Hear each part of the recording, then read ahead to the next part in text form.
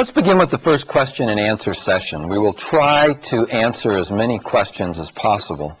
Therefore, we ask that only one question be asked per phone call, and that these questions be as brief as possible. You may call the studio directly at the phone numbers or fax which appear on your screen. We remind you to make your phone calls at a distance from the monitor to avoid feedback. Our first call is from Colombia. It is from the Federación Nacional de Comerciantes in the city of Medellín in Colombia.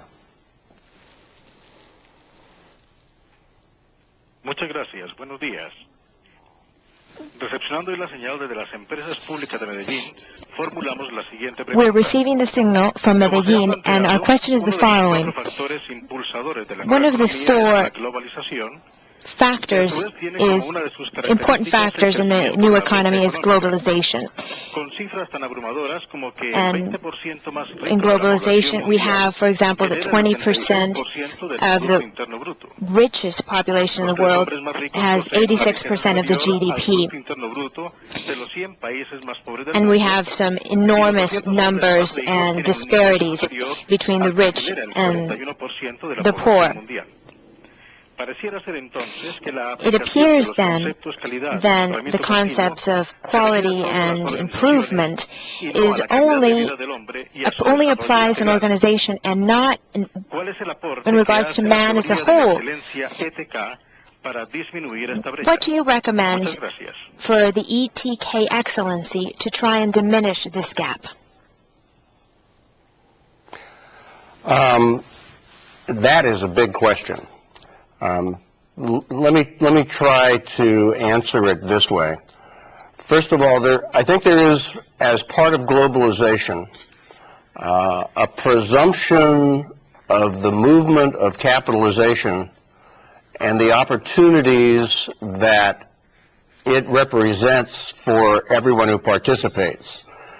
And you are correct that there is a huge gap between, particularly in a knowledge-driven environment, between those people who possess the knowledge and the skills and the capacity to participate in this new economy and those who do not.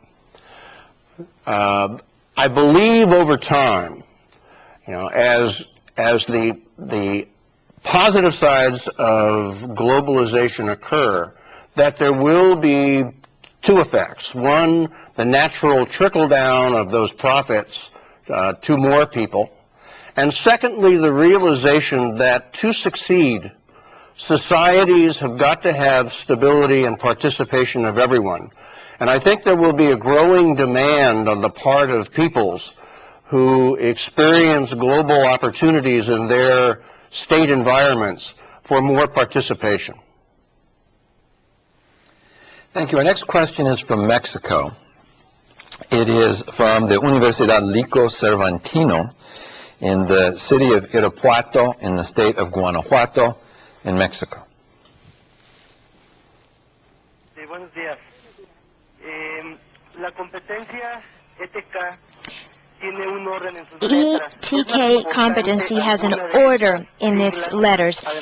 Does one of these letters have more importance, that is, its meaning, or has a higher value to apply it than in organizations, and for the organization to have more competency? That is E, T, or K more important? Which one is? Excellent question. I don't think there's any difference in the importance of the three activities. Different organizations will possess different assets at the time they begin this focus. And it's a continual process. The development of emotional competence or intelligence within an organization is an ongoing thing.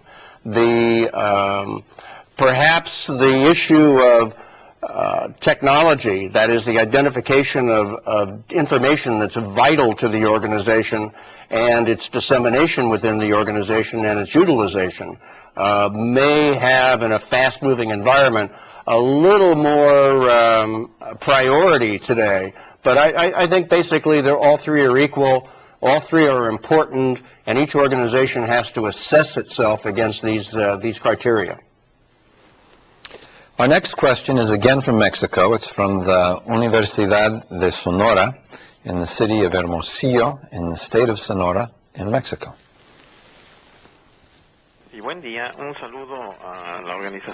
Greetings to ITC and, of course, to Mr. Finnigan with his excellent exposition.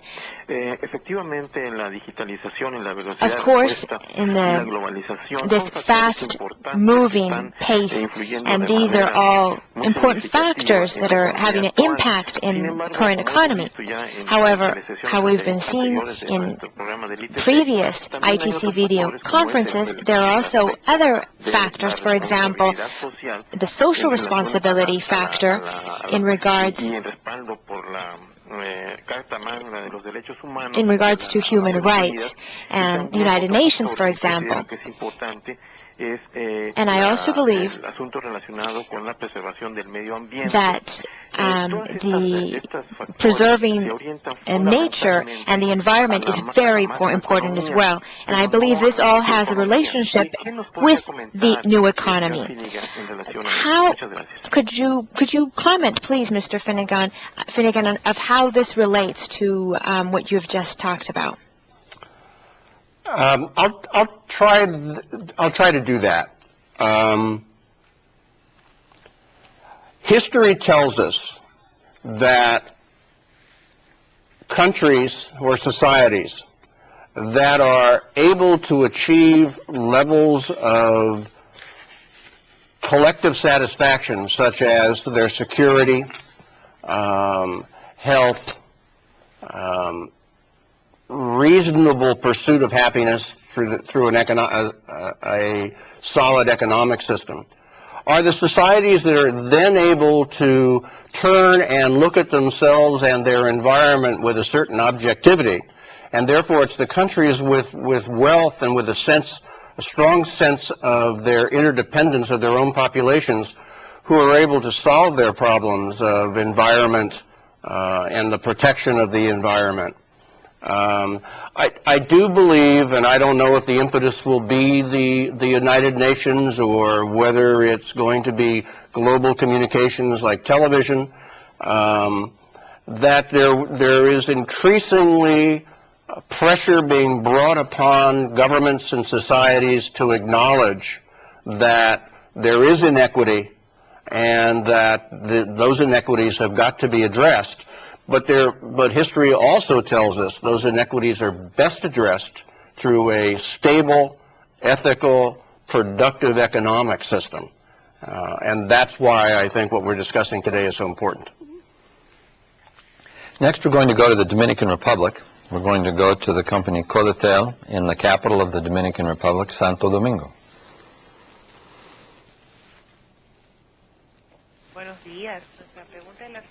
Our question is the following. How hard is it to define competency standards for an ever-changing environment? Good question. Difficult.